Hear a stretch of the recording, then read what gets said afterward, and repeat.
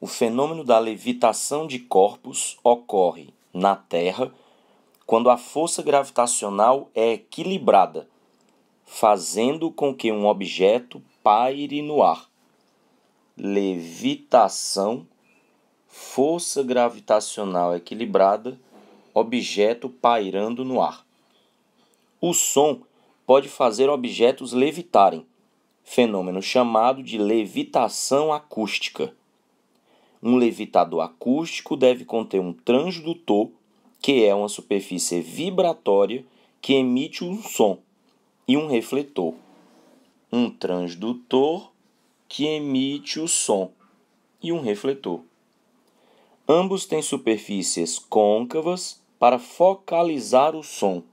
Superfícies côncavas focalizam o som, conforme a ilustração. E de fato aqui aparece o transdutor e o refletor. Um que emite, outro que reflete o som. Para que haja a levitação indicada na figura, a força que equilibra o peso do objeto, deve ser decorrente da alternativa A, ação mecânica direta do transdutor sobre o objeto. Alternativa B, ressonância que ocorre entre a onda sonora e o objeto. Alternativa C, pressão que o som emitido pelo transdutor aplica no objeto. Alternativa D, interferência destrutiva do som que anula o movimento do objeto. Alternativa E, diferença de pressão dos sons emitido e refletido aplicada no objeto. Ora, o texto afirma que o transdutor emite um som. Acontece que a onda sonora é uma onda mecânica, o que significa dizer que ao atingir o objeto, ela exerce pressão, ou seja, exerce força sobre o objeto. Nesse caso, uma força vertical para cima, que eu vou chamar de Ft, para dizer a força exercida pela onda de som emitida pelo transdutor. O texto também afirma que há um refletor, e o refletor reflete a onda sonora emitida pelo transdutor. Neste caso, ao retornar, o som refletido pelo refletor também exercerá uma força de pressão sobre o objeto, nesse caso, de cima para baixo, que eu vou denominar Fr, querendo dizer a força exercida pela onda refletida pelo refletor. Aqui já vale uma discussão. O que se pode deduzir sobre os valores de Ft e Fr? São três as possibilidades lógicas. Os dois terem valores iguais, o Fr ser maior que o Ft ou o Ft ser maior que o Fr. E a dedução vem de uma outra afirmação feita no texto. Observe. O texto também diz que uma força equilibra o peso do objeto. E o que é que nós sabemos sobre o peso do objeto? É uma força resultante da ação da gravidade. Gravidade que atua sempre para baixo. Logo, nós temos a força-peso do objeto como uma força vertical para baixo. O que significa dizer que a força que equilibra o peso tem que ser, então, uma força vertical e para cima, ou seja, de mesma direção e sentido oposto, e para que haja equilíbrio, as duas têm que ter valores iguais.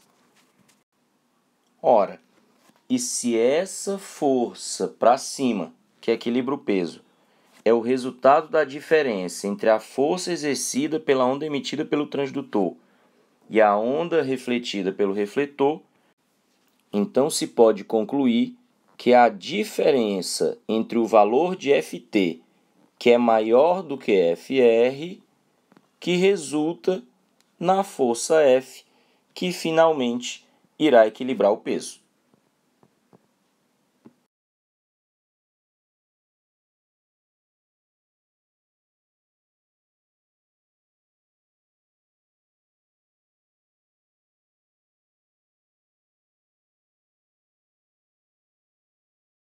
Sendo assim, nós podemos dizer que a força que equilibra o peso do objeto para que haja levitação deve ser decorrente da diferença de pressão dos sons emitido e refletido aplicada no objeto, o que nos deixaria com a resposta correta, alternativa E. E se você tiver ficado se perguntando sobre alguma das outras alternativas, vamos analisar. O que seria a ação mecânica direta do transdutor sobre o objeto? Era se houvesse contato entre eles, se o transdutor de fato empurrasse o objeto, o que a figura demonstra que não acontece. A alternativa C fala da pressão que o som emitido pelo transdutor aplica no objeto, mas aí eu estaria ignorando a pressão exercida pelo som refletido. Se tem no som emitido, também tem pressão no som refletido. As alternativas B e D falam dos fenômenos de ressonância e de interferência. Ora, mas a ressonância significa simplesmente duas vibrações na mesma frequência. Não tem nada a ver com força. E a interferência destrutiva do som não tem como anular o movimento do objeto. Interferência destrutiva seria a superposição das duas ondas, resultando em nenhuma vibração, ou seja, em nenhuma pressão e nenhuma força. Como é que haveria o equilíbrio? A condição de existência da questão? É isso.